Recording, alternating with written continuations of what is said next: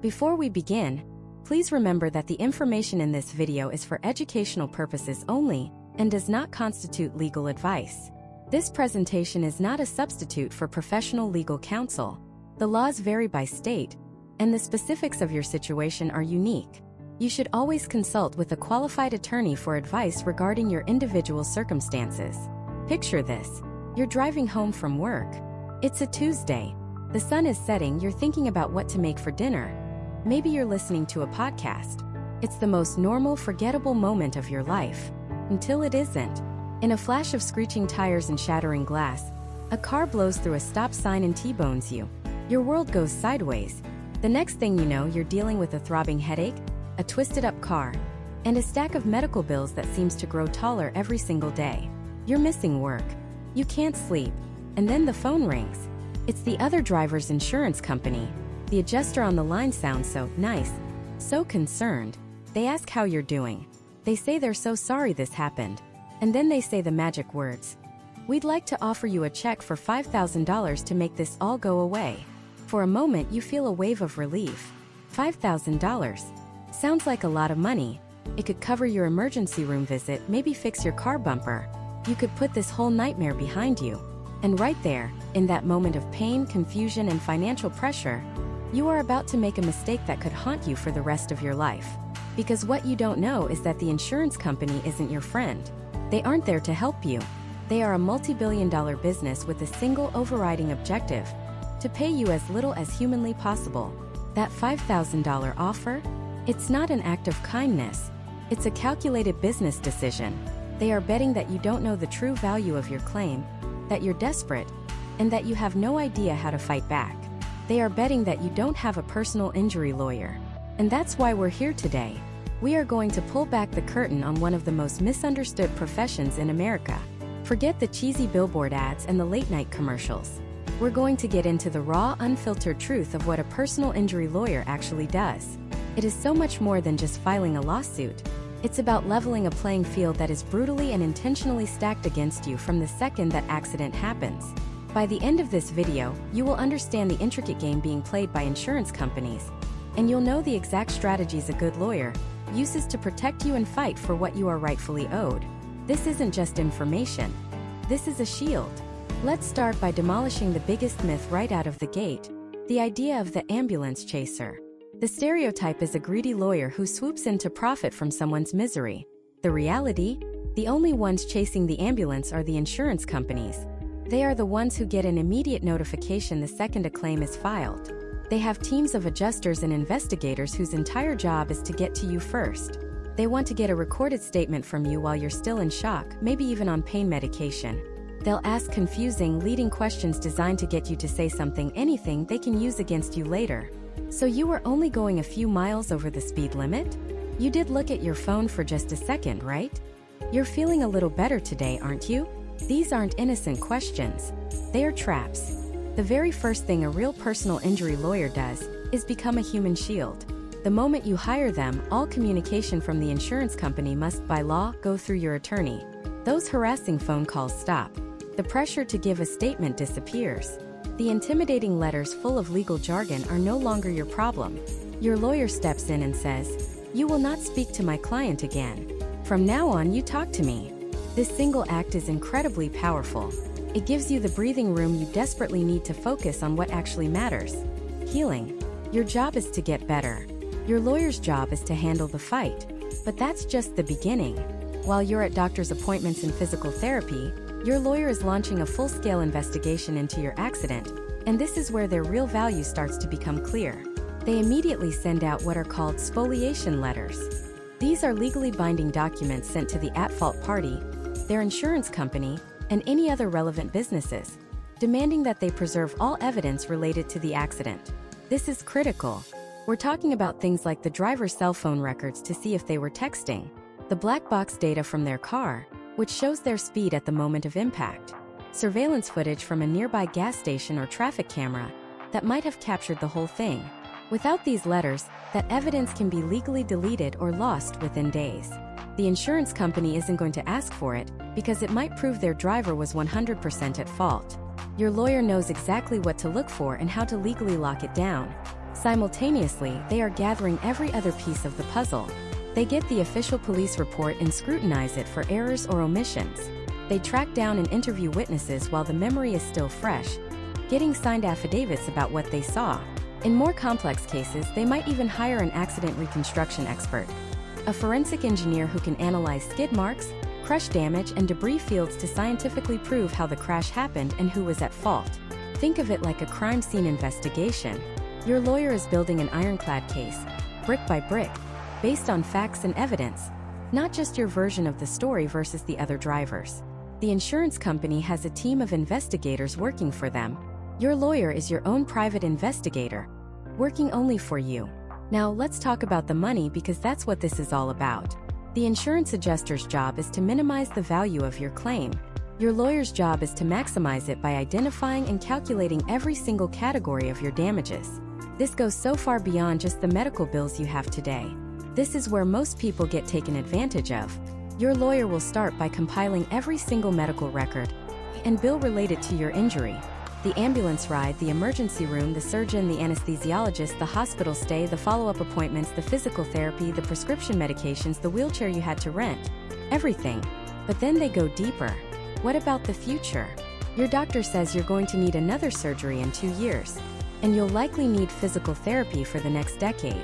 And you might develop arthritis in that joint 20 years from now. A good lawyer works with your doctors and other medical experts to project the cost of all your future medical needs. The insurance company's initial $5,000 offer doesn't even consider this. They want you to sign away your rights before you even know how badly you're hurt. And what about your work? You missed 6 weeks of work and lost all that income. That's called lost wages, and it's easy enough to calculate. But what if your injury is permanent? What if you're a construction worker who can no longer lift heavy objects?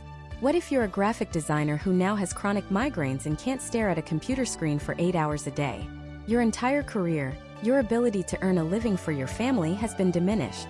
This is called loss of future earning capacity, and it can be worth hundreds of thousands or even millions of dollars. Your lawyer will often hire a vocational expert and an economist to analyze your career path and calculate exactly how much future income you've lost because of this accident. The insurance company will never, ever volunteer to pay for this. You have to prove it, and you need an expert team to do it. And we still haven't even touched on the most significant part of most claims, the human cost. The law recognizes that your injuries are more than just a pile of bills.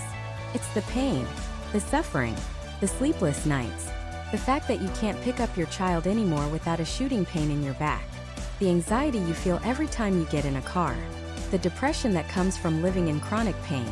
This is called pain and suffering, or non-economic damages. How do you put a number on that? There's no formula. It's an art as much as a science, and it's based on a lawyer's experience, their reputation, and their ability to tell your story in a compelling human way. They gather evidence to show this suffering, journals you've kept, testimony from your friends and family about how you've changed since the accident. They build a narrative that shows a jury or an adjuster not just what happened to you, but what you've lost. So, when you see that $5,000 offer, you now understand it for what it is. It's an insult. It's a business tactic designed to prey on your lack of knowledge. The lawyer's first job is to meticulously build the true value of your case, grounded in evidence, expert opinions, and a deep understanding of the law. They take all this information, the accident investigation, the medical bills, the future cost projections, the lost income analysis, the pain and suffering documentation, and they assemble it into something called a demand package. This is a detailed, professional document, often hundreds of pages long, that is sent to the insurance company. It lays out your case in excruciating detail and makes a formal demand for a specific, much higher settlement amount. This is the moment the tables turn. This is when the insurance company knows you're not a pushover. They know you have a professional fighter in your corner who understands the game just as well as they do. And that is when the real negotiation begins. So what does that negotiation look like? It doesn't start with a phone call. It doesn't start with a shouting match. It starts with a document that is meticulously researched, powerfully written, and strategically designed to land on an insurance adjuster's desk with the force of a tidal wave. It's called a demand letter, but that name is deceptively simple. It's not just a letter. It's a comprehensive package, sometimes hundreds of pages long, that tells your entire story. This is your lawyer's opening salvo. The first part of this package is the narrative. This is where your lawyer becomes a storyteller. They don't just state the facts from the police report. They paint a picture. They write, in painstaking detail, exactly what happened to you. They describe the screech of the tires, the sickening crunch of metal, the moment of terrifying silence before the pain set in. They detail the chaos of the scene, the flashing lights, the paramedics asking you questions you couldn't answer because your mind was reeling. They tell the story of your life in the hours, days, and weeks that followed. The humiliating experience of not being able to bathe yourself. The frustration of trying to open a jar with the hand that no longer works right. The heartbreak of telling your child you can't pick them up because your back is in agony. An insurance adjuster reads hundreds of claims a week. They become numb to the numbers. The lawyer's job with this narrative is to break through that numbness. To make your case a human story, not just a claim number. To make the adjuster see you, feel for you, and understand that this wasn't just an incident. It was the day your life was violently thrown off course. Next comes the proof. The backbone of the entire case. Your medical records. And when I say medical records, I don't just mean the bill from the emergency room. Your lawyer initiates a process to gather every single piece of paper related to your treatment. The ambulance run sheet. The ER admission forms. The radiologist report on your x-rays and MRIs. Every single note from every single doctor's visit. The physical therapist's weekly progress reports. The receipts for every prescription you filled. The invoices for the knee brace, the crutches, the special pillow you now need to sleep.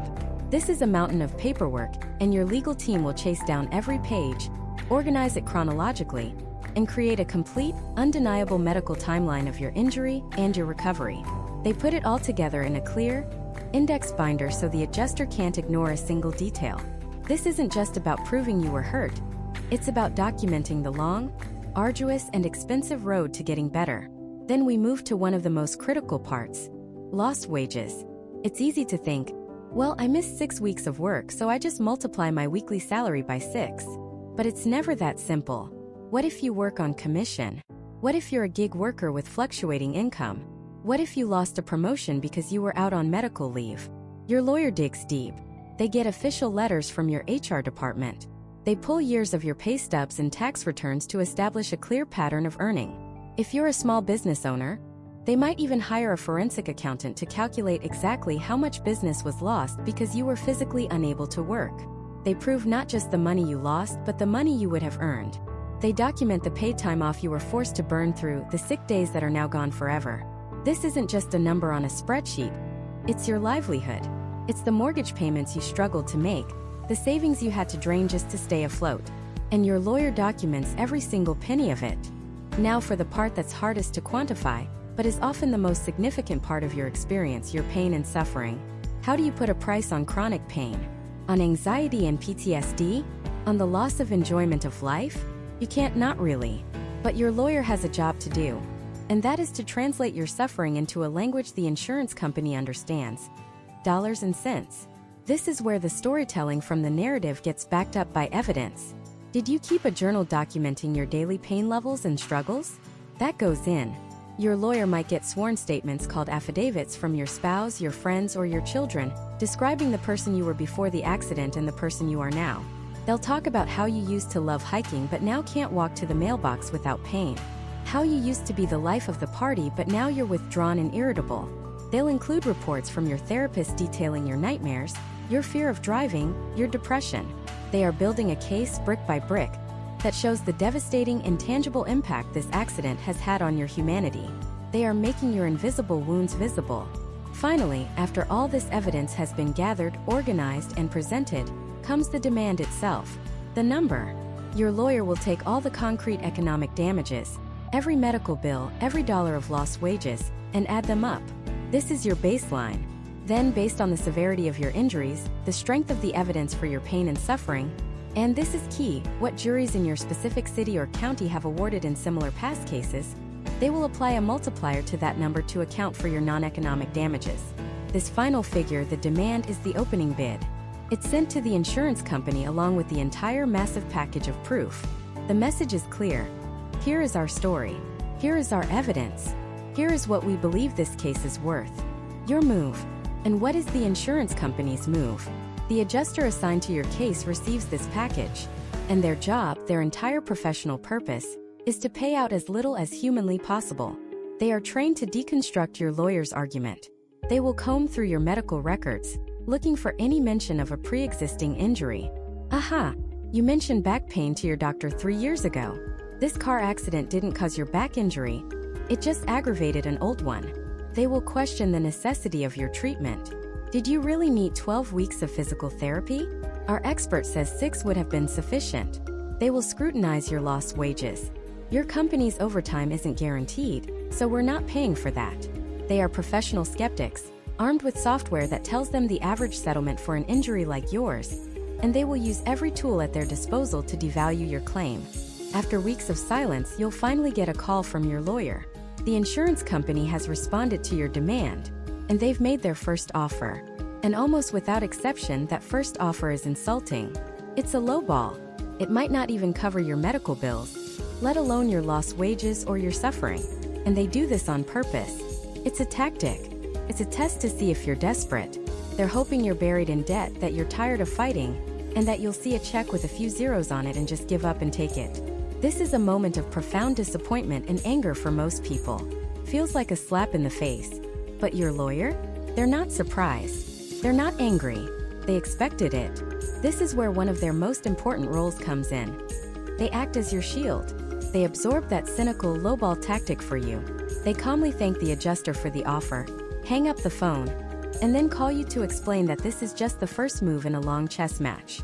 They manage your expectations and prevent you from making an emotional decision. They stop you from taking a terrible deal out of desperation. The insurance company just threw their first punch, but they have no idea what your lawyer is about to throw back. Because this isn't just about numbers anymore.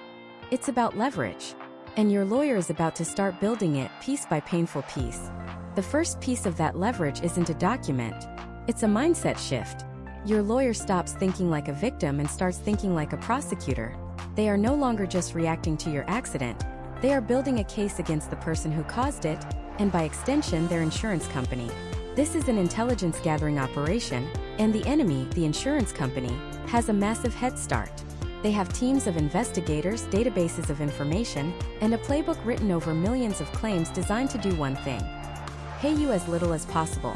Your lawyer's job is to build a counter-narrative so powerful, so backed by undeniable fact, that the insurance company's playbook becomes useless.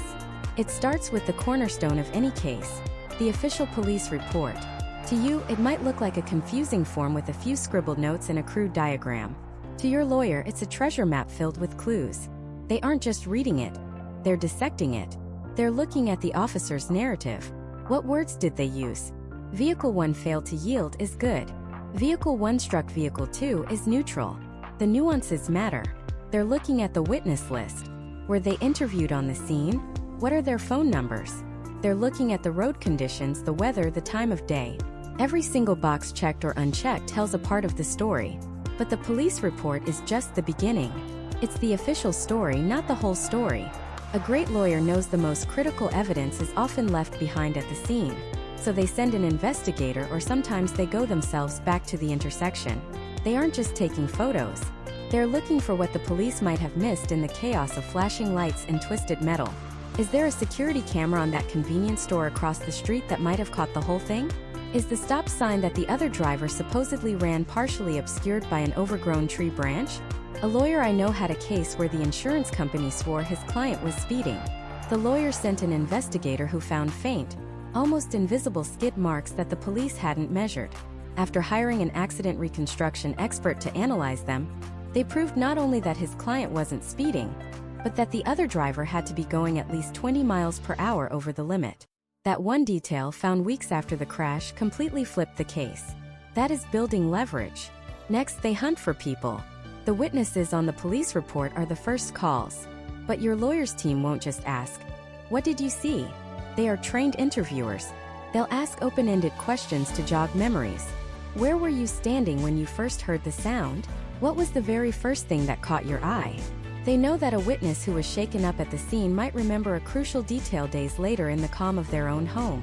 They'll also canvass the area, knocking on doors, talking to employees at nearby businesses. You would be shocked how many people see something but don't stop because they don't want to get involved. Finding that one person, the delivery driver who saw the other driver texting, the office worker who saw them run the red light the week before, can be the single key that unlocks the entire case. While this external investigation is happening, a second, even more critical operation is unfolding internally. This is the part that truly separates a great lawyer from an average one. It's the meticulous, painstaking process of documenting your humanity, your pain, your struggle, your losses. It begins with your medical records. After an accident, you're not getting one bill. You're getting dozens. The bill from the ambulance, the emergency room, the radiologist who read the x-ray, the specialist you saw a week later, the physical therapist. It's an avalanche of paper. Your lawyer's team becomes your personal archivist. They request every single page of your medical history related to the accident. The ER admission forms, the doctor's handwritten notes, the nurse's logs, the MRI reports, the physical therapy progress notes. They don't just collect it. They organize it into a perfect chronological narrative of your injury. They then translate this mountain of medical jargon into a human story. The insurance adjuster doesn't care that you have a herniated disc at L5S1 with sciatic nerve impingement. That's just code to them. But your lawyer reframes it. They turn it into, because of this injury, you now have a searing pain that shoots from your lower back all the way down to your foot. You can't stand for more than 10 minutes without your leg going numb, making it impossible to cook dinner for your family. You can't pick up your toddler. You haven't had a single night of uninterrupted sleep since the crash. They are translating your pain into a language of loss that the insurance company cannot ignore. And this is where it gets to the next level. Your lawyer isn't just focused on the bills you have today. They're focused on the bills you're going to have 10, 20, 30 years from now. This is a concept insurance companies hate: future medical expenses. If your doctor says you'll likely need a knee replacement in 15 years because of the cartilage damage from this accident, your lawyer is fighting for the cost of that $150,000 surgery today. They may hire a life care planner, a specialized medical expert who will review your records and create a detailed report outlining every single medical need you'll have for the rest of your life because of this injury.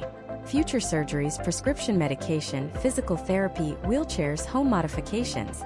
This turns a $50,000 claim into a $500,000 claim. The insurance company wants to put a Band-Aid on the problem. Your lawyer is making them pay for the lifetime of care that the problem will require. Parallel to the medical investigation is the economic one. We're talking about lost wages, and this is another area where the real work is hidden. The easy part is calculating the paychecks you missed while you were out of work. Your lawyer gets your pay stubs, a letter from your HR department, and adds it up. But the real damage, the number that truly terrifies insurance companies, is your loss of future earning capacity. This applies when your injury is so severe you can't go back to your old job, or you can't perform it with the same skill and speed. Let's say you're a skilled carpenter who suffers a permanent hand injury. You can still work, maybe as a foreman or a supervisor, but you can't do the fine, detailed woodwork that commanded a premium salary. Your career trajectory is forever altered. Your lawyer will hire a vocational expert to analyze your skills, your education, and your physical limitations to determine what jobs you can realistically do now. Then they'll hire an economist. That economist will calculate the difference between what you would have earned over the rest of your working life as a master carpenter versus what you will earn in this new, lesser-paying role. When you project that difference over 20 or 30 years, factoring in inflation and lost promotions, that number can be staggering, can be millions of dollars. This isn't just about lost wages, it's about a lost future. And your lawyer's job is to put a precise dollar amount on it. Finally, your lawyer must become the master architect, connecting every single one of these pieces with the ironclad logic of causation. It's not enough to have a big pile of medical bills and a story of lost wages. They have to prove beyond any reasonable doubt that every single dollar of damage was directly and proximately caused by the other driver's negligence. The insurance company will do everything in its power to break this chain of causation. Their favorite tactic is the pre-existing condition. They'll dig through your medical records and find that you saw a chiropractor for a sore back 3 years ago. And they'll pounce. Aha! See, her back already hurt. The car accident didn't cause this. This is a classic move. But your lawyer is ready for it. They will go back to your doctor and get a detailed medical opinion letter. The letter will state, with medical certainty, how the trauma of the car crash exacerbated or aggravated your prior minor condition, turning a manageable ache into a chronic, debilitating injury. They will show that before the accident you were hiking and playing softball, and after the accident you can barely walk to the mailbox.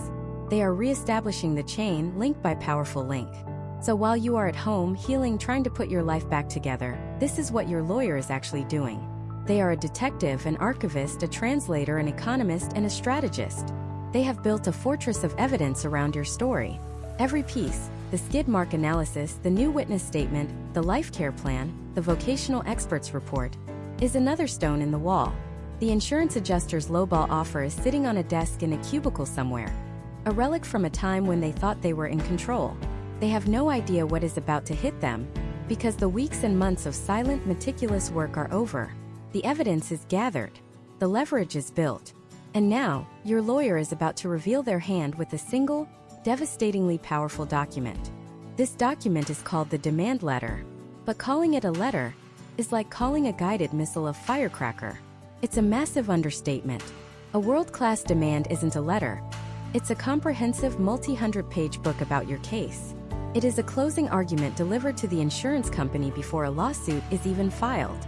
It is a meticulously crafted weapon designed to do one thing: show the insurance adjuster in overwhelming and undeniable detail exactly how much a jury will award you, and why it is in their company's best financial interest to pay you now rather than pay you and their own lawyers much more later.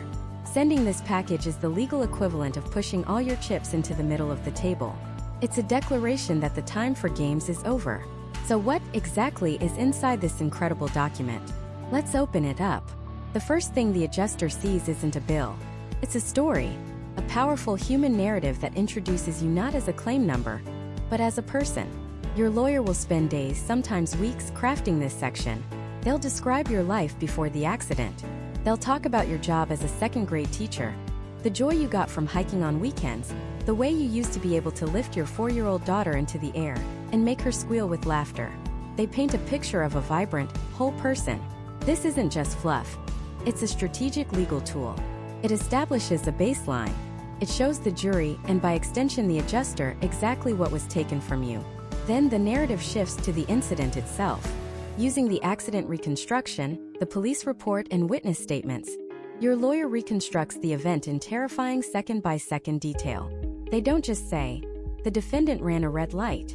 They write something like, "As Miss Davis proceeded lawfully through the green light at the intersection of Elm and Oak, the defendant, traveling at an estimated 55 miles per hour in a 35 mph zone." A fact corroborated by the vehicle's black box data, and the analysis of accident reconstructionist Dr. Alan Smith made a conscious decision to disregard the solid red traffic signal that had been illuminated for a full 4.7 seconds before his arrival at the intersection. Every single fact is backed by an exhibit. The police report is Exhibit A. The witness affidavit is Exhibit B. Dr. Smith's 30-page report is Exhibit C. The adjuster isn't just reading a story. They are being confronted with an organized, indexed, and undeniable mountain of proof. After the story of the crash comes the legal argument. This is the liability section. Here your lawyer becomes a law professor, schooling the insurance company on their own client's negligence. They cite specific traffic statutes that were violated. They reference case law from your state's Supreme Court that establishes the duty of care the other driver owed you. They systematically dismantle any potential defense the other side might try to raise. Did you have your headlights on? Yes, and here's the affidavit from the witness 2 cars back to prove it. Were you speeding? No, and here is the data from your own car's computer to prove it. This section is a legal fortress, designed to leave the adjuster with zero doubt about who is at fault. But proving fault is only half the battle. The next and largest section of the demand is where your lawyer proves your damages. This is where the true artistry comes in. It begins with your medical journey. This is not just a stack of medical bills. Anyone can do that. Instead, your lawyer creates a medical narrative. They take those thousands of pages of doctors' notes, imaging reports, and physical therapy charts, records they have spent months collecting, and they weave them into a chronological story of your pain. They start in the ambulance, quoting the paramedics' notes about your level of distress. They walk the adjuster through the emergency room, highlighting the diagnosis of a herniated disc at L4, L5, and a torn rotator cuff. Every medical term is defined in plain English. Complex procedures are explained with anatomical diagrams. Your lawyer might include a report from a medical illustrator who creates a custom, color-coded drawing of your specific spine injury, showing exactly where the disc is pressing on the nerve root. They include high-resolution copies of your MRI scans, with the injury circled and pointed out by a board-certified radiologist your lawyer hired. The narrative continues through your surgeries, your painful physical therapy sessions, your follow-up appointments. Your lawyer will highlight key phrases from your doctor's own notes, like patient reports excruciating, radiating leg pain, or prognosis for a full recovery is guarded. They are using the insurance company's own preferred language, the objective findings of medical professionals, to build an irrefutable case for the severity of your injuries. This section is a masterclass in organized evidence, proving not just that you were hurt, but precisely how you were hurt, and how it will affect you for the rest of your life. Next comes the economic devastation. This is where your lawyer quantifies every single dollar the accident has cost you. It starts with the medical bills meticulously organized in a spreadsheet, but it goes so much further. It includes a letter from your employer documenting every hour of lost work, calculating your lost wages down to the penny. But what if you can't go back to your old job? What if you were a carpenter, and now you can't lift more than 20 pounds? Your lawyer will hire a vocational expert. This is a specialist who will analyze your skills, your education, and your physical limitations, and write a detailed report on your loss of future earning capacity. They might determine that you can no longer earn $70,000 a year as a carpenter, and the best you can now do is a desk job paying $40,000. That $30,000 difference, multiplied by the number of years left in your working life, can add up to hundreds of thousands, or even millions, of dollars in future economic loss. That number goes into the demand. Your lawyer also includes every out-of-pocket expense, receipts for prescription copays, mileage logs for your trips to the doctor, the cost of hiring someone to mow your lawn because you physically couldn't. It's all in there, all documented, all adding to the total. Finally, we arrive at the heart of the case, the human cost. In legal terms, this is called non-economic damages, but it's really about the theft of your life's quality. This is where your lawyer truly earns their fee. How do you put a number on the pain that keeps you up at night? How do you quantify the humiliation of not being able to dress yourself without help? How do you get compensation for the fact that you can no longer pick up your child? This is where the storytelling from the beginning pays off. Your lawyer will create a day in the life video, a short documentary showing your daily struggles. They'll include written statements from your spouse, your parents, and your best friend, all describing the person you were before and the person you've been forced to become. They will talk about the loss of your hobbies, the strain on your marriage, the depression and anxiety you now face. They translate this human suffering into a number a jury can understand. They do this by researching verdicts and settlements from similar cases in your specific county. They know what juries in your town have awarded for a herniated disc, for a torn rotator cuff, for a lifetime of chronic pain. They use this data to justify their demand for pain and suffering. Only after all of this, after hundreds of pages of narrative, legal analysis, medical evidence, economic reports, and human impact statements, does your lawyer get to the final page. The demand itself, it's a single number, but it's not a number pulled out of thin air. It is the sum total of every piece of evidence in the package. It is a calculated, justified, and formidable figure. This entire package, sometimes bound in a 3-ring binder several inches thick, is then sent via certified mail to the insurance adjuster. And when it lands on their desk with a heavy thud, everything changes. The adjuster, who may have been dealing with hundreds of minor claims, is now forced to stop everything. They can't just glance at it. They have to read it. They have to confront the story. They have to check every citation, review every exhibit, and analyze every calculation. They quickly realize this isn't a bluff. They see that your lawyer has already done all the work of preparing for trial. Every piece of evidence is already gathered. Every expert is already hired. Every argument is already perfected. They realize that if they reject this demand and force your lawyer to file a lawsuit, your lawyer isn't starting from scratch. They're starting on the 90-yard line with a clear path to the end zone. The demand package is designed to create a crisis of risk for the insurance company. It forces a difficult conversation inside their walls, a conversation between the adjuster and their manager that goes something like this. This lawyer is ready for war. If we fight them, we might lose, and we might lose big. Paying them now might be the cheapest way out. A profound silence hangs in the air. The ball is now in their court, and the clock is ticking. This is the moment the insurance adjuster has been trained for. They are not an evil person in a dark room, cackling as they deny claims. They are a professional, a risk manager whose entire job, whose entire performance review, is based on one single metric, paying out the absolute minimum amount of money their company can get away with. They are a gatekeeper of a vast corporate treasury, and your lawyer is at the gate with a battering ram. The adjuster opens the demand package.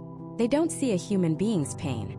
They see a collection of data points: medical bills, wage loss statements, physician reports. They run these numbers through a sophisticated software program, a program with a cold, sterile name like Colossus or Claim IQ.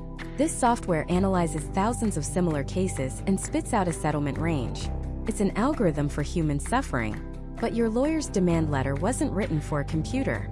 It was written for the human being holding it, and for that human's boss, and for their boss's boss.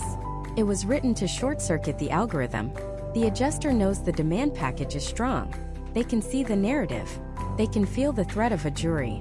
But their training, their instinct, their entire job description screams one thing: do not pay what they're asking. Never accept the first number. And so, after a week, maybe two, the phone rings in your lawyer's office. It's the adjuster. The conversation is professionally cordial, almost friendly. They might compliment your lawyer on the thoroughness of the package. This is a tactic. It's the verbal equivalent of a handshake before an arm wrestling match. Then they get to the point. They'll point out a gap in treatment, a 2-week period where you didn't see a doctor. They'll question the necessity of a certain physical therapy session. They'll downplay the property damage to the car, implying the impact couldn't have possibly caused the injuries claimed. They are searching for weaknesses, for any thread they can pull to unravel the tapestry your lawyer has woven. And then comes the offer. Let's say your lawyer demanded $150,000, a number based on concrete medical bills, lost income, and a carefully calculated amount for your pain, suffering, and the disruption to your life. The adjuster, after all their talk, clears their throat and says, "We can offer $9,500. This is the moment most people, if they were handling this alone, would either break down in tears or explode in a fit of rage. $9,500. Feels like a slap in the face. Feels like they're calling you a liar. It's a calculated insult, designed to make you feel worthless and desperate, to make you question your own case and anchor the negotiation so low that any subsequent offer seems generous by comparison. But your lawyer doesn't flinch. They've heard this 1,000 times. They knew it was coming. They thank the adjuster for their time and say they'll discuss it with their client. Now comes one of the hardest parts of a personal injury lawyer's job: calling you. They have to deliver this news. They have to absorb your anger, your frustration, your despair. You might scream, "That doesn't even cover the emergency room bill. How is this possible? Are they joking?" And the lawyer becomes a shock absorber, a guide. They'll say, "I know. It's insulting. It's designed to be. This is not the end of the fight. This is the opening bell of the first round. They are testing us. They want to see a full run. We are not going to run." The lawyer's real work begins now. They draft a response letter. But they don't just say, "No, we want more." That's amateur hour. Instead, they write a detailed, point-by-point rebuttal that systematically dismantles the adjuster's arguments. The adjuster mentioned a gap in treatment. The lawyer's letter attaches your sworn affidavit stating you had to wait 2 weeks for the specialist appointment your primary care doctor referred you to, and a printout of the appointment log to prove it. The adjuster questioned the physical therapy. The lawyer's letter attaches a peer-reviewed medical journal article demonstrating that this exact type of therapy is the standard of care for your specific injury. The adjuster downplayed the car damage. The lawyer's letter attaches the report from the accident reconstructionist, explaining the physics of how a 15-mile-per-hour impact can transfer catastrophic G-forces to the human spine, even if the bumper looks fine. For every argument the adjuster makes, your lawyer has a counter-argument, backed by a document, a fact, a piece of evidence. They are not just negotiating, they are educating. They are forcing the adjuster to justify their low offer not to you, but to their own superiors. They are building a file that makes the adjuster look unreasonable if this case ever ends up in front of a jury. This is the negotiation dance. A series of phone calls and letters over weeks, sometimes months. That insulting offer of $9,500 becomes $25,000. Your lawyer counters at $130,000. The adjuster comes up to $40,000. Your lawyer counters at $115,000. Each move is deliberate. Each number sent is a message. The lawyer is constantly gauging the adjuster's tone, their authority limit, the pressure they might be under from their own company to close the file. During this entire time, there's another critically important process happening in the background, something your lawyer is monitoring with extreme care. Your medical recovery. You are still going to doctors, still healing, and your lawyer will not, under any circumstances, even consider a final settlement until you have reached what is known in the medical and legal world as maximum medical improvement, or MMI. MMI is a vital concept. It's the point where your doctors say your condition has stabilized. It doesn't mean you're 100% back to normal. It just means you are as good as you are going to get. The lingering pain, the limited range of motion, the scar, that's likely permanent. Any future medical needs, like pain management or potential future surgeries, can now be reasonably predicted. Why is this so important? Imagine settling your case 6 months after the accident. You feel okay, not great, but okay. You take the money. Then, a year later, the cartilage in your knee, damaged in the crash, finally gives out completely. The doctor says you need a full knee replacement, a $60,000 surgery. But you've already settled. The case is closed. You signed a release, a legally binding document, forever discharging the insurance company from any future liability. That $60,000 surgery? It's on you. A good lawyer protects you from that nightmare. They wait. They are patient, even when you are anxious to get it all over with. They are not just trying to get you money for the bills you have today. They are fighting to get you money for the bills you might have 10 years from now. They are protecting your future. Finally, the day comes. You've reached MMI. Your doctor has written a final report outlining your permanent impairments and future medical needs. Your lawyer has updated the demand package with this final, crucial piece of evidence. The negotiation has reached its peak. The back and forth has narrowed the gap between what you're demanding and what they're offering. And then the adjuster makes their move. They call your lawyer and say, "Look, I've gone to my supervisors. I've gotten all the authority I can get. This is it. Our final offer. $75,000. Take it or leave it." The number hangs in the air. It's not the insulting $9,500 from the beginning, but it's also not the $150,000 you and your lawyer believe the case is truly worth. It's a significant amount of money, but is it fair? Is it just? The adjuster's tone is firm. The message is clear. The negotiation is over. This is the end of the road. Your lawyer now has to make another call to you. But this one is different. They are no longer just a negotiator. Their role has fundamentally shifted. They are now your most trusted advisor, standing with you at a massive fork in the road. They lay it out for you clearly and without bias. Path A. We can accept the $75,000. After my fee and your medical bills are paid, you will walk away with this specific amount of money tax-free. It's guaranteed. We can have the check in 2 weeks. This whole ordeal will be over. You can put it behind you and move on with your life. No more stress, no more fighting. Then they describe Path B. Or we can reject their offer. We can file a lawsuit. We would be taking this out of the hands of the insurance adjuster and putting it into the court system. This would start a whole new chapter. It would involve depositions, court hearings, and eventually a trial in front of a jury of 12 strangers. If we win, a jury might award us the full $150,000, or $200,000, or even more. They might see your pain and your story exactly as we do. But there's also a risk. A very real risk. Juries are unpredictable. They could side with the insurance company. They could decide your injury isn't that severe. They could award you less than the $75,000 they're offering now. They could even award you nothing. This path could take another 2 years. It will be stressful. It will be invasive. The decision is entirely yours. I will fight for you no matter what you choose. So what do you want to do? My client looks at me, the folder with the 6-figure offer sitting between us. I can see the war in their eyes, the exhaustion versus the need for justice. They take a deep breath, push the folder back across the table and lock eyes with me. They're not getting away with this. Let's fight. And with those 2 words, everything changes. The gloves come off.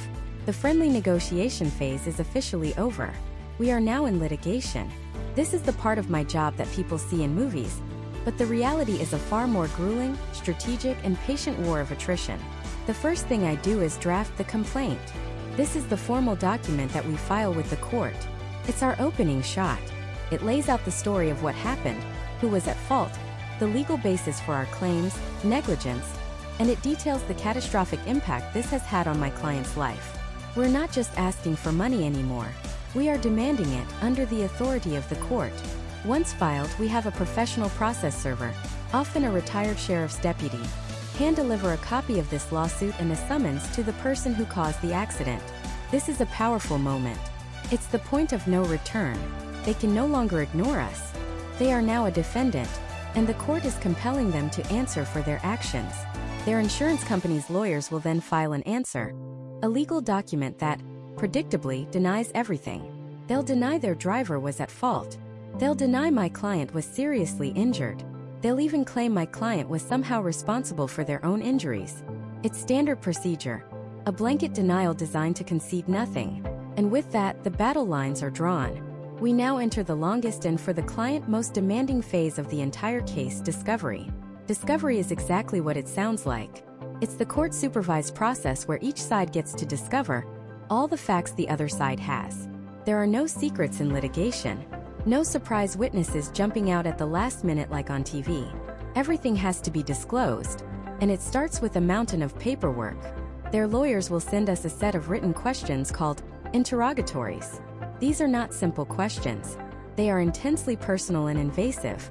Please list every single medical provider you have seen for any reason in the last 10 years. Please describe in detail every injury, however minor, you have ever sustained in your entire life. Please list every employer you have had since you were 18 years old. My client has to answer these questions in writing and under oath. My job is to help them navigate this, to object to questions that are improper or designed only to harass, but ultimately we have to provide the answers. Alongside this, they send requests for production of documents. They want everything. Every medical record, every bill, every pay stub for the last 5 years, your tax returns, photos, emails, sometimes even social media posts. They are digging for anything they can use against you. Any old injury they can blame your current pain on. Any stray comment they can twist to make you look bad. Feels like a total invasion of your privacy because it is. And I warn my client, this is just the beginning. The most critical event in the entire discovery process is the deposition. This is the moment I've been preparing my client for since day one. A deposition is sworn testimony, given outside of court. We all gather in a conference room, me, my client, the opposing attorney, and a court reporter who transcribes every single word. There is no judge, just us. And for the next 4, 5, sometimes 8 hours, my client will be questioned by a lawyer whose only job is to dismantle our case. Before the deposition, I spend hours with my client preparing them. We go over the entire case. We practice questions. I tell them the 3 golden rules. 1. Listen to the exact question. Don't guess, don't assume. 2. Only answer the question that was asked. Don't volunteer information. If they ask you for the time, don't tell them how to build a watch. 3. And most importantly, always tell the truth. The single fastest way to lose a case is to get caught in a lie, even a small one. When the day comes, the pressure is immense. The defense attorney will be polite at first, lulling my client into a false sense of security. Then the real questions begin. They'll ask about the accident, over and over, trying to find inconsistencies in the story. They'll comb through thousands of pages of medical records. Dr. Smith noted you had back pain in 2015, isn't that right? So this back pain you're feeling now isn't really from the accident, is it? They'll twist my client's words. You said you went to your nephew's birthday party. So you were feeling well enough to party? Are your injuries really as bad as you claim? My job during the deposition is to be a shield. I can't answer for my client, but I can object to improperly phrased questions. I can demand clarification. I can call for a break if I see my client getting tired or flustered. I'm there to protect them from the lawyerly tricks designed to trap them. It is an exhausting, emotionally draining ordeal. At the end of it, my client understands what I meant when I said this path would be invasive. They've just had their entire life examined under a microscope by someone actively trying to destroy their credibility. But we're not just playing defense. We're running our own discovery too. I'm deposing their driver, locking them into their version of events under oath. I'm sending our own interrogatories. We are building our arsenal. And a huge part of that arsenal is our expert witnesses. In a high-stakes case, you can't just walk into court and tell your story. You need to prove it with science and data. So I hire a team of world-class experts. First, we get a medical expert. Often, it's the surgeon who performed the operation, or a specialist who can explain to a jury, in plain English, the complex nature of my client's injuries. They can testify about the future medical care, the additional surgeries, the lifetime of pain management that will be required. Next, for a complex crash, I might hire an accident reconstructionist. This is often a former state trooper with a background in physics and engineering. They go to the scene, analyze the police report, the vehicle damage, the skid marks, and they use sophisticated software to create a scientific animation that proves, down to the millisecond, how the crash occurred and who was at fault. Then we need to prove the economic damages. I hire a vocational rehabilitation expert. Their job is to analyze my client's education, job history, and physical limitations, and testify about their diminished earning capacity. They answer the question, what work can this person do now, and how much less will they earn over their lifetime because of this injury? Finally, I hire an economist. This expert takes all that information, the future medical costs, the lost wages, the diminished earning capacity, and projects it out over my client's expected lifetime, calculating the present-day value of all those future losses. This is how a jury understands that a case isn't just about the medical bills from last year. It's about providing for a lifetime of consequences. These experts are essential, but they are incredibly expensive. A single expert report can cost $10,000. A video deposition can cost another $5,000. Having them testify at trial can cost tens of thousands of dollars. For a complex case, it's not uncommon for my firm to advance over $100,000 just for the expert witnesses needed to prove our client's case. We are fronting all of this. We are taking all the financial risk. If we lose, that money is gone. This is the investment, the belief we have to have in our client's case to take it this far. This whole process, the discovery, the depositions, the expert reports, can take a year or even longer. It's a slow, methodical grind of filing motions, attending court hearings, and fighting over legal technicalities. The insurance company's strategy is simple: delay, deny, and defend. They hope to wear us down. They hope my client will get so tired, so frustrated with the process, that they'll give up and take a lowball offer. They're betting on our resolve cracking. But they don't know me, and they don't know my client. After all the evidence has been exchanged, and all the experts have written their reports, the court will typically order us to attend one last settlement conference, often called a mediation. We'll go to a neutral location and sit down with a professional mediator, usually a retired judge. The defense lawyer will be there, and for the first time, a senior claims adjuster from the insurance company with real authority to settle the case will be there in person. They've now seen all our evidence. They've read the transcript of their own driver's disastrous deposition. They've seen the reports from our army of experts, quantifying every aspect of my client's loss. They know we're not bluffing. They know we're ready for trial. The mediator will go back and forth between the rooms, carrying offers and demands, trying to bridge the gap. This is the final chance for peace. In one room, a life has been shattered. In the other, a corporation is calculating its financial risk. And in the middle of it all is me fighting to make them see the human cost. The number they come back with now will be their final offer before we step into the courtroom and put my client's fate in the hands of 12 strangers. The phone rings. It's a number I know by heart now. The defense attorney. My stomach tightens, not because I'm nervous, but because this is it. This is the moment of truth. The culmination of months, sometimes years of work, all boiling down to one conversation. I let it ring one more time, take a deep breath, and answer. The conversation is brief, professional, almost sterile. There's no grandstanding, no dramatic monologues. Just a number. He says the number, I repeat it back to make sure I heard correctly, and we hang up. I stare at the number I've just scribbled on my legal pad. $250,000. It's a significant amount of money. To most people, it sounds like a lottery win. But my job isn't to be impressed by the number of zeros. My job is to dissect it, to understand what it truly represents for Sarah. Is it justice? Is it fair compensation? Or is it just the insurance company's final calculated attempt to make this problem go away for the lowest possible price? This is where the real work of a counselor at law begins. It's not just about legal statutes and case law anymore. It's about risk analysis, financial planning, and deep, gut-wrenching human empathy. I have to call Sarah. And this will be the hardest conversation we've had yet. Because I'm not just going to give her a number. I'm going to give her a choice that will alter the course of her life. Sarah, I say when she answers, they came back with a final offer. I tell her the number. There's a long pause on the other end of the line. I can hear her sharp intake of breath. For a moment, she's speechless. $250,000 is more money than she's ever seen in one place. It's enough to pay off all the medical debt that's been suffocating her. It's enough to give her a cushion, a sense of security she hasn't felt since before the accident. That's a lot. she finally says, her voice trembling. And she's right. It is. But now I have to do the hardest part of my job. I have to be the voice of reason, the cynical realist who pops the bubble of initial relief. I have to walk her through what this number actually means, and what she'd be giving up to take it. It is, Sarah, I agree. And it's a serious offer. It shows they're worried about going to trial. But we need to break it down. First, my fee and the case expenses come out of that. Remember the lien from your health insurance company? They get paid back too. After all that, the number you walk away with will be substantially less. It's still a life-changing amount, but it's not the full $250. I let that sink in. This is a critical piece of transparency. Clients need to understand the net, not just the gross. Then I pivot to the real decision. The crossroads. Here's the choice, Sarah. We can accept this offer. If we do, the money is guaranteed. It's wired within a few weeks. This is all over. You sign the papers and you can close this chapter of your life and move on. No more depositions, no more doctor's exams for the other side, no more stress.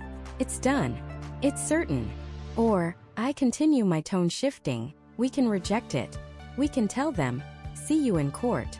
We can roll the dice and take your story to a jury. And a jury might see your pain, hear your story, and award you far more.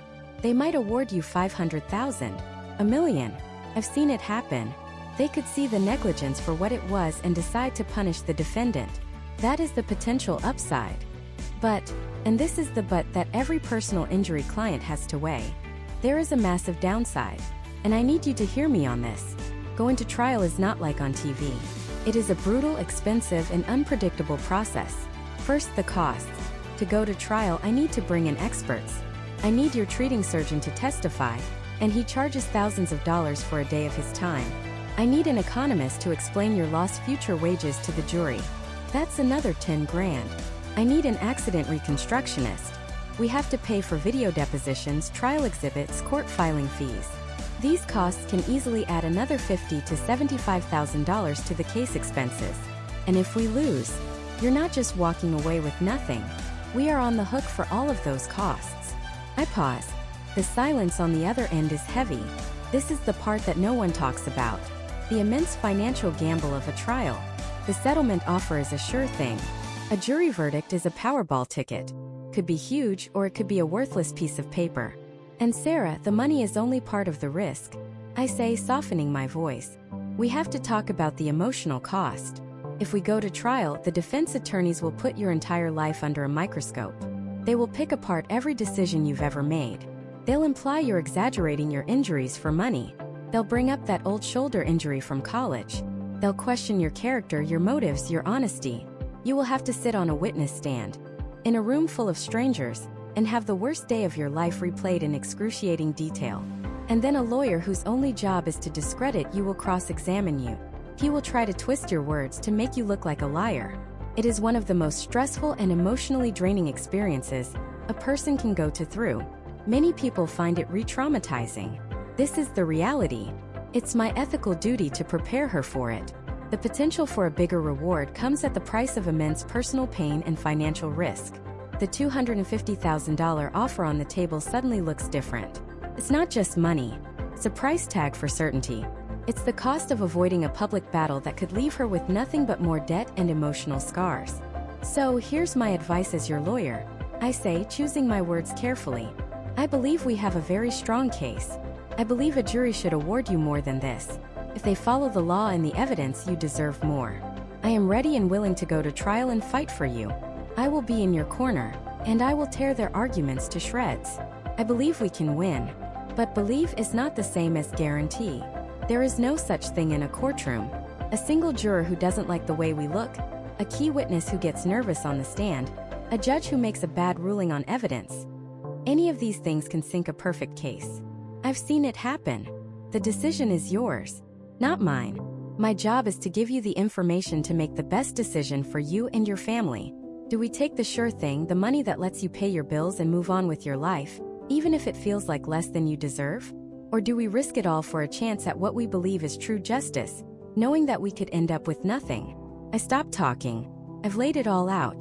The good, the bad, and the ugly.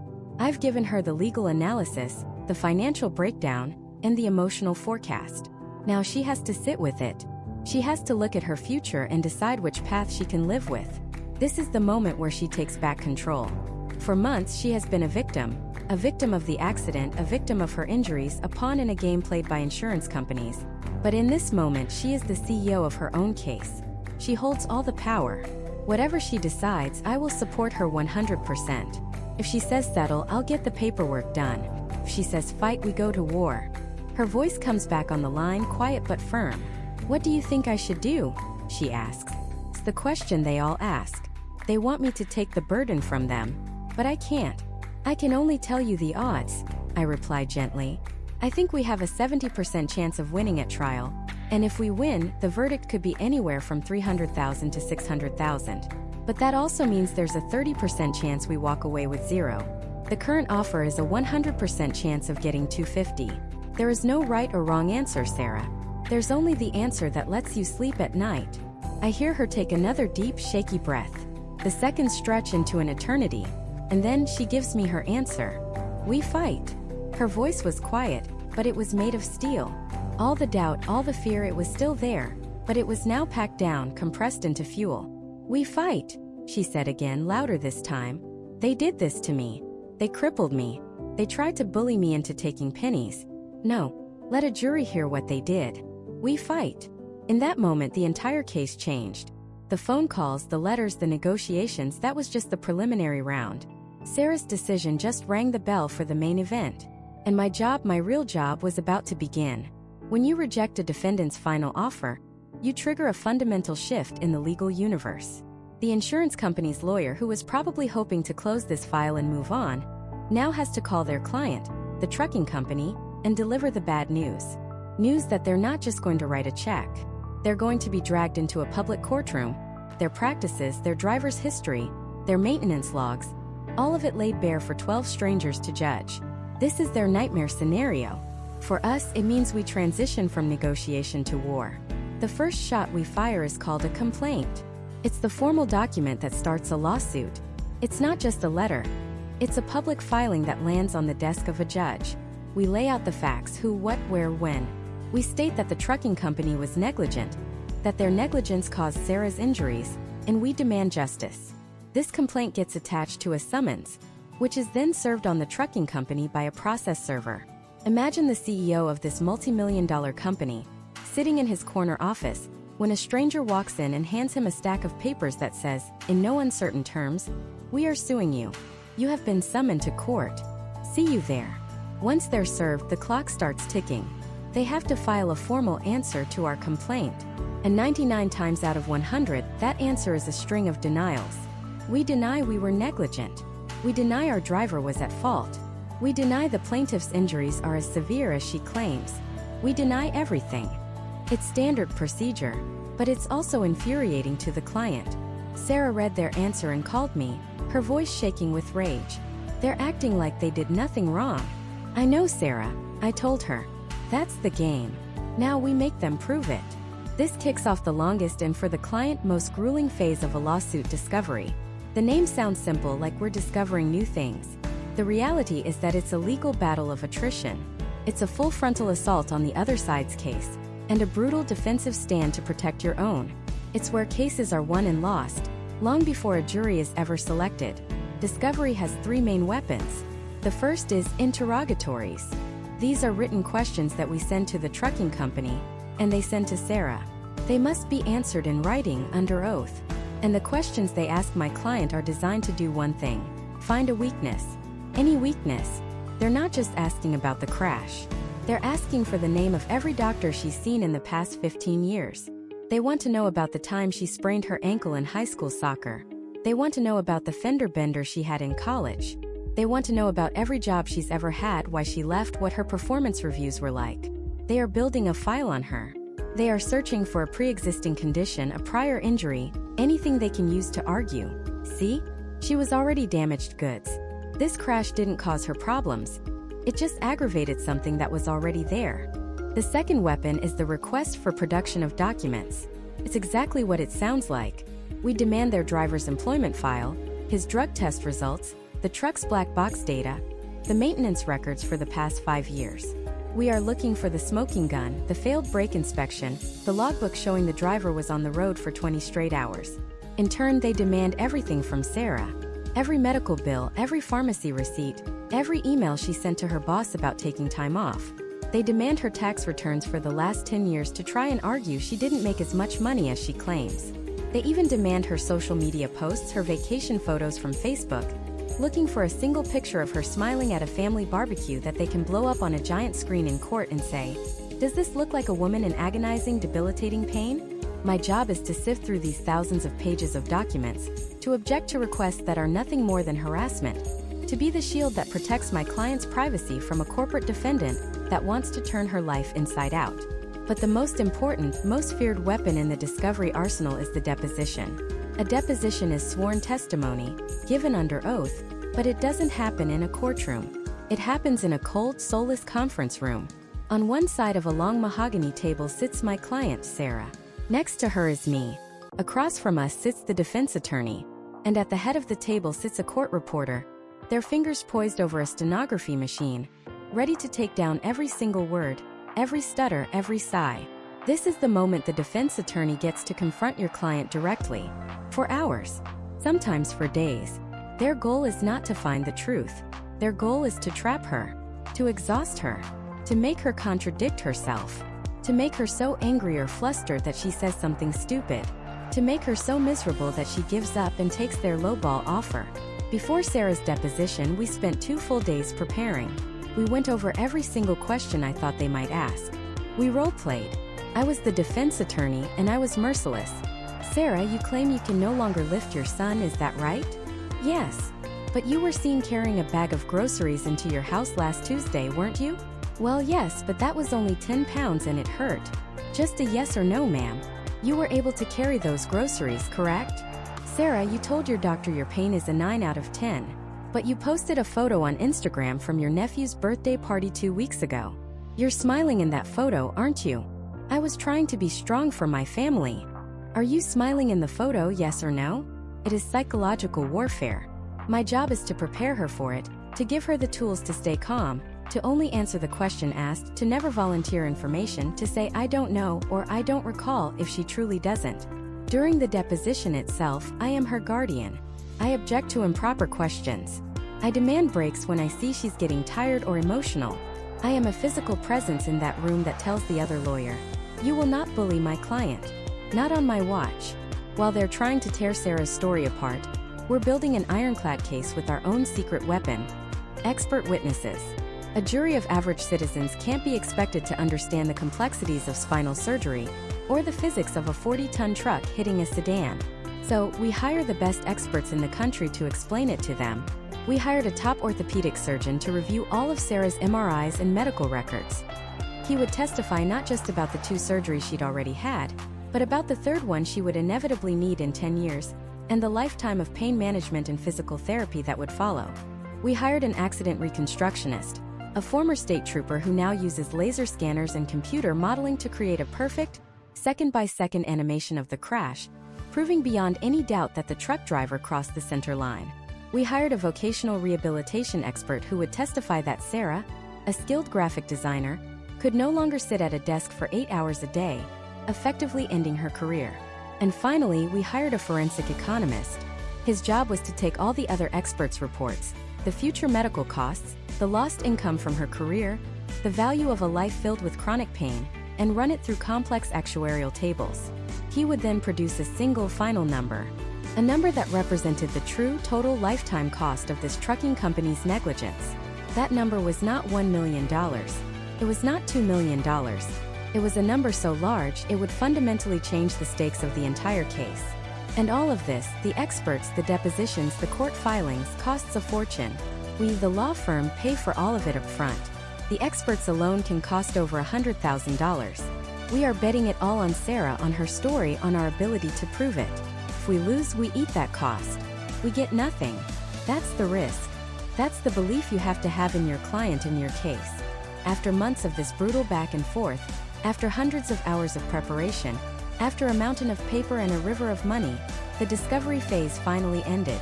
We had their documents. They had ours. All the cards were on the table. The judge set a date. the final trial date. The day that all this work, all this pain, all this struggle had been leading to. The day Sarah would finally get to face the company that broke her. Not in a conference room, but in a court of law. The final battle was about to begin. The courtroom felt like a different world. It wasn't like the sterile conference rooms we'd spent months in. Here, the air was thick with history and consequence. The wood was dark and polished, the ceilings were high, and everything seemed designed to make you feel small. For Sarah, sitting next to me at the plaintiff's table, it was the most intimidating place she had ever been. She was about to have her entire life, her pain, her very character dissected in public, under the cold gaze of a judge and 12 strangers. This is the part of the job that no one sees on TV commercials. The sheer gut-wrenching terror of trial. My job wasn't just to be her lawyer anymore. It was to be her anchor in the storm. Before a single word of testimony is spoken, the most critical phase of the trial begins: jury selection. It's a process called voir dire, which is French for to speak the truth. But really, it's a high-stakes psychological chess match. The court brings in a large pool of potential jurors, dozens of people from all walks of life. And for hours, sometimes days, the defense lawyer and I get to ask them questions. We're not just looking for information. We are hunting for bias. We are trying to read minds. I'm looking for 12 people who can be fair and impartial, who can listen to complex medical testimony, and who have the capacity for empathy. I'm looking for people who understand that sometimes, things aren't just an accident, they're the result of a choice. A choice a company made to cut a corner, to ignore a rule, to save a buck. I might ask a question like, does anyone here feel that a large damages award in a lawsuit is like a tax on the rest of us? The person who raises their hand and nods enthusiastically? I don't want them. They've already decided the case before they've heard it. Meanwhile, the defense attorney for the retail giant is hunting for the exact opposite. He's looking for the cynics, the people who think everyone is trying to game the system. The person who says, I just think people need to take more personal responsibility for what happens to them. He's looking for jurors who are automatically skeptical of someone claiming to be in pain, jurors who are inherently friendly to big corporations. He'll ask things like, does anyone here own their own business? Do you understand how difficult it is to manage employees and prevent every possible accident? He's planting seeds of doubt and looking for fertile ground. Every nod, every frown, every crossed arm in that jury box is a clue. We use our limited number of strikes to remove the jurors we believe will be most hostile to our case, and he does the same. In the end, we are left with 12 people who will decide Sarah's future. Once the jury is sworn in, it's time for opening statements. This is our first and best chance to tell Sarah's story as a whole. It's not an argument. I can't say, the company was greedy and reckless. Instead, it's a promise. It's a roadmap of what the evidence will show. I stand before the jury, make eye contact with each of them, and I begin. I tell them about Sarah before the accident. Not just her name, but who she was. A marathon runner. A volunteer at the animal shelter. A woman who loved hiking in the mountains with her dog. I paint a picture of a life full of motion and joy. Then I walk them through the day her life was shattered. I describe the store, the overloaded pallet, the manager's warning that was ignored. I tell them, the evidence will show that the company had a safety rule for this exact situation, a rule that was on page 47 of their own manual. And the evidence will show that on that day, they broke their own rule. I introduce them to the doctors who will testify, the experts who will explain the lifetime of costs. I promise them that by the end of this trial, they will see not an accident, but a predictable, preventable event caused by a company that chose profit over safety. Then the defense lawyer stands up. His story is completely different. He tells the jury this was a tragic, but unavoidable accident. A 1 in a million event. He suggests Sarah wasn't paying attention. He'll say, the evidence will show that Ms. Miller has, unfortunately, suffered from back pain before this incident, trying to muddy the waters and imply her injuries aren't as severe as we claim. He portrays the company as a pillar of the community, a responsible employer that does everything by the book. He's creating an alternate reality for the jury to consider. The battle lines have been drawn. Now we have to prove our case. This is called the case in chief. We call our witnesses one by one to build our story brick by brick. And our most important witness is Sarah herself. We spent dozens of hours preparing for this moment. Not coaching her to lie, but preparing her to tell the truth under the most intense pressure imaginable. On the stand, I take her through it gently. This is called direct examination. I start with her life before. Her job, her hobbies, her family. We let the jury get to know her as a person. Then we walk through the day of the incident. Step by step. The sights, the sounds, the moment of impact. We talk about the hospital, the surgeries, the agonizing physical therapy. We talk about the life she has now. The constant pain. The things she can no longer do, run, hike, even lift her own grocery bags. The goal is for the jury to see the contrast, to understand what was taken from her. Then comes the hardest part for Sarah. Cross-examination. My job is done and I have to sit down. The defense lawyer stands up, walks to the lectern, and his entire job is to destroy her credibility. He'll ask leading questions designed to trip her up. Ms. Miller, isn't it true you went on vacation to the beach 6 months ago? Did you go in the water? He's trying to imply she's not really hurt.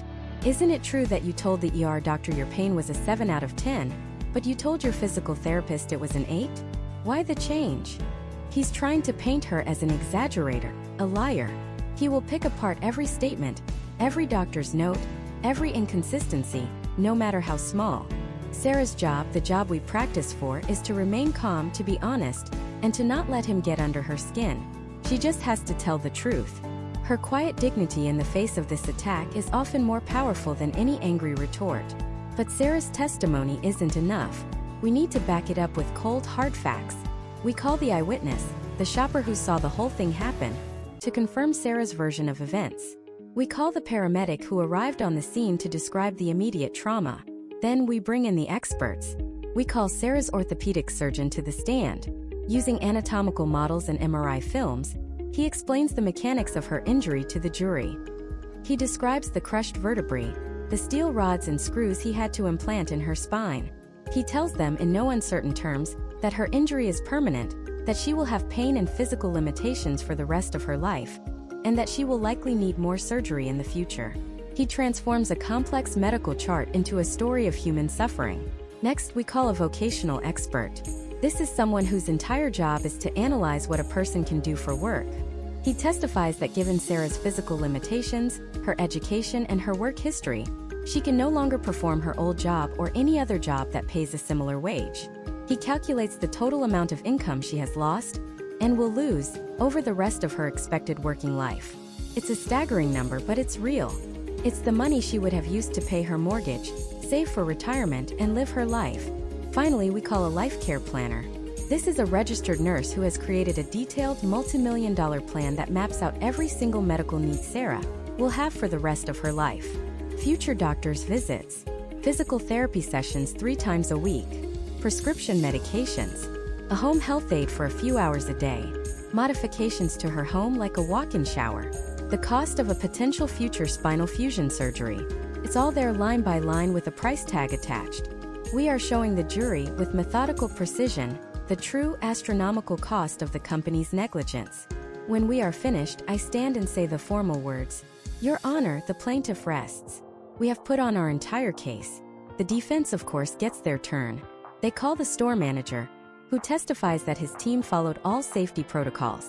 On cross-examination, I get him to admit he wasn't even there that day. I show him the company's own safety manual, the one he said they followed, and ask him to read the rule they broke aloud to the jury. Then they call their star witness, the independent medical examiner. This is a doctor, handpicked and paid by the defense, who met with Sarah for all of 20 minutes. He gets on the stand and tells the jury that Sarah's injuries are not that serious, that she has made an excellent recovery, and that she is perfectly capable of returning to work. This is his job. He is a professional witness. On cross-examination, my first question is, "Doctor, how much are you being paid by the defense for your testimony here today?"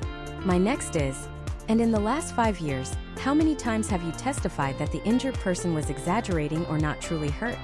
We show the jury that he is not an objective scientist. He is a hired gun. One by one, we challenge their witnesses and dismantle their alternate reality. The evidence phase of the trial comes to a close. Every piece of testimony, every medical record, every photograph has been presented. The jury has now heard 2 fundamentally different stories. They've seen Sarah's quiet pain, and they've seen the company's cold denial.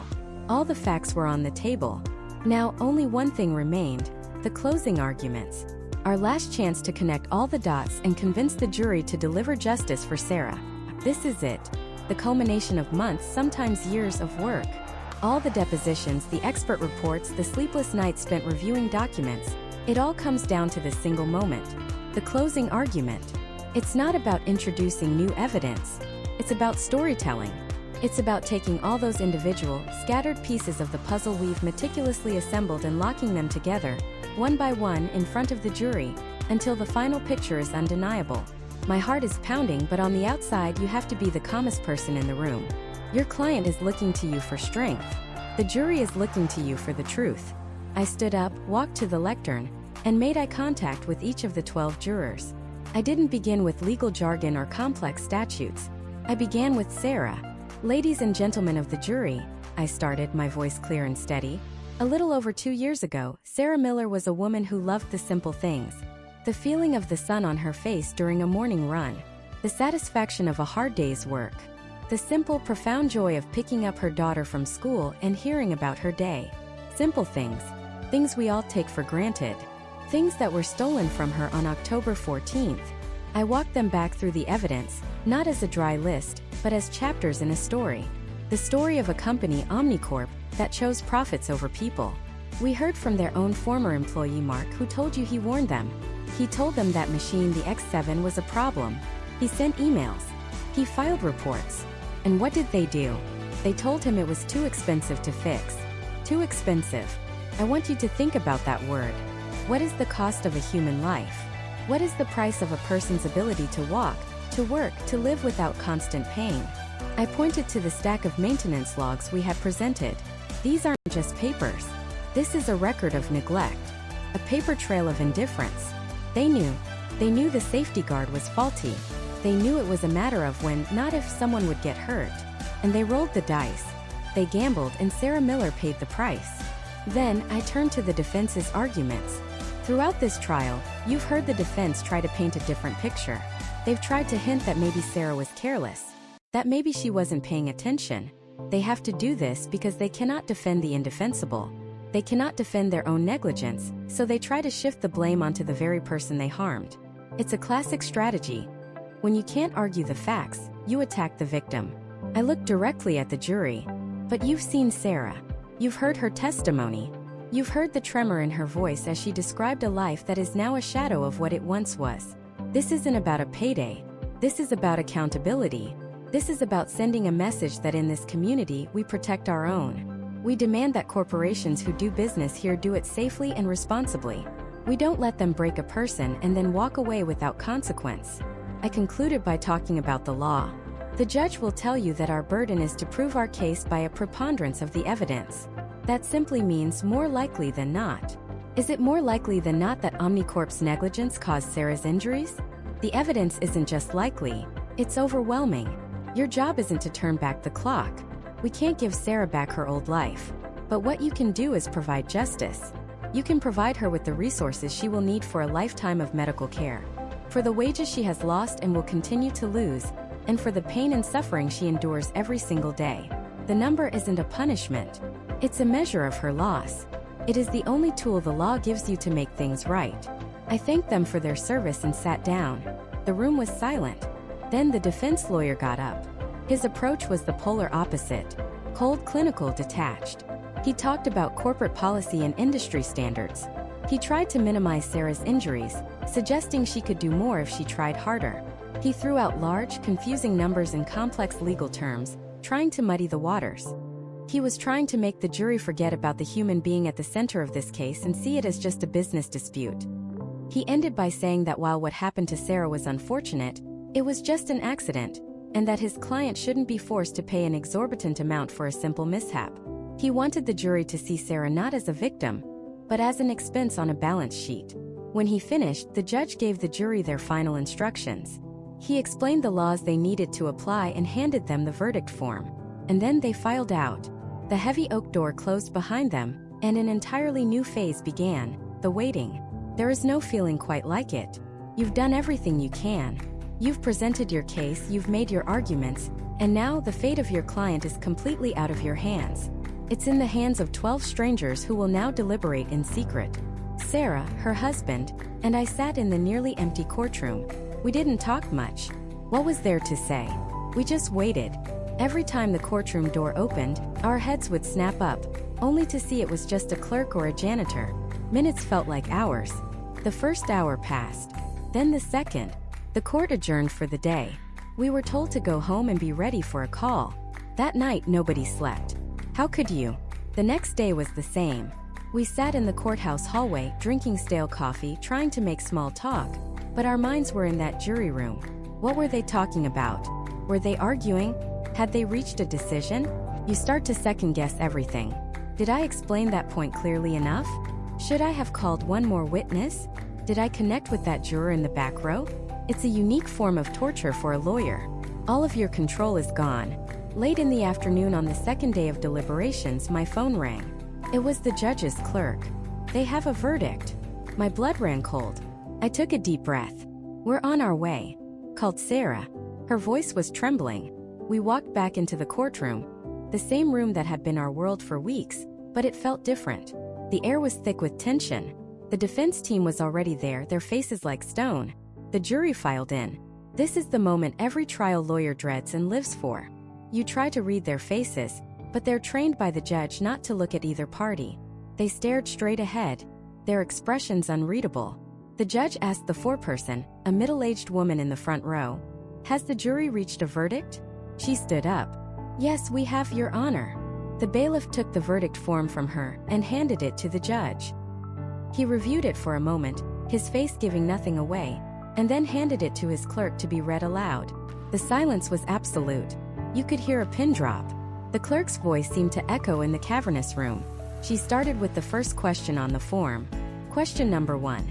Do you find that the defendant, Omnicorp, was negligent? My heart was in my throat.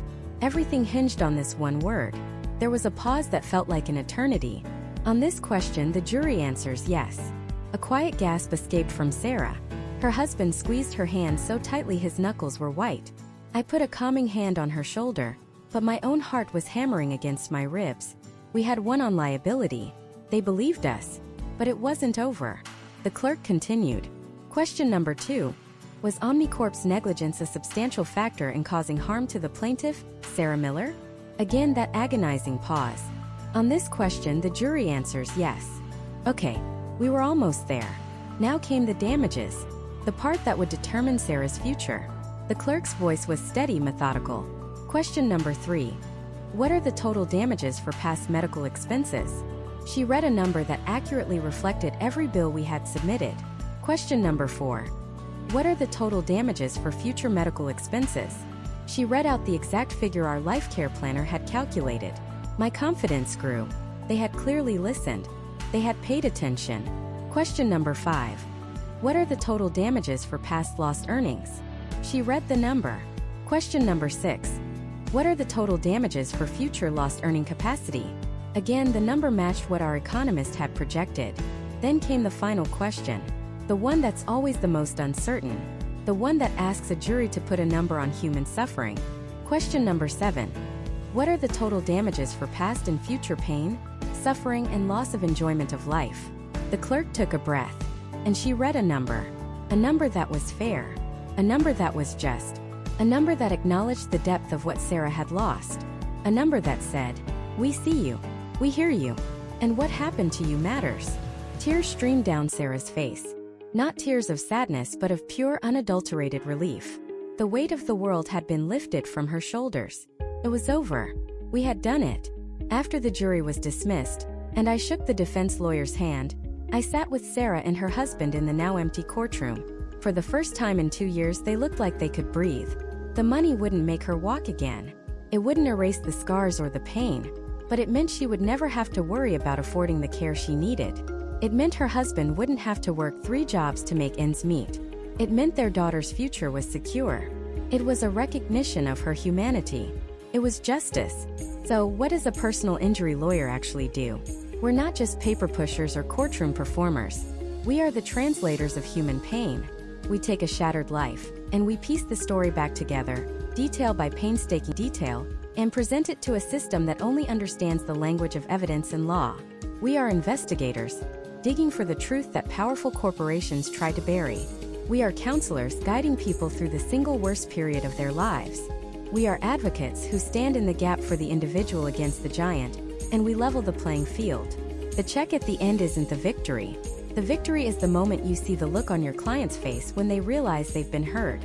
When they realize that in a system that can feel so cold and impersonal, justice is still possible. We fight not for money but for lives. We fight for people like Sarah, and that is everything.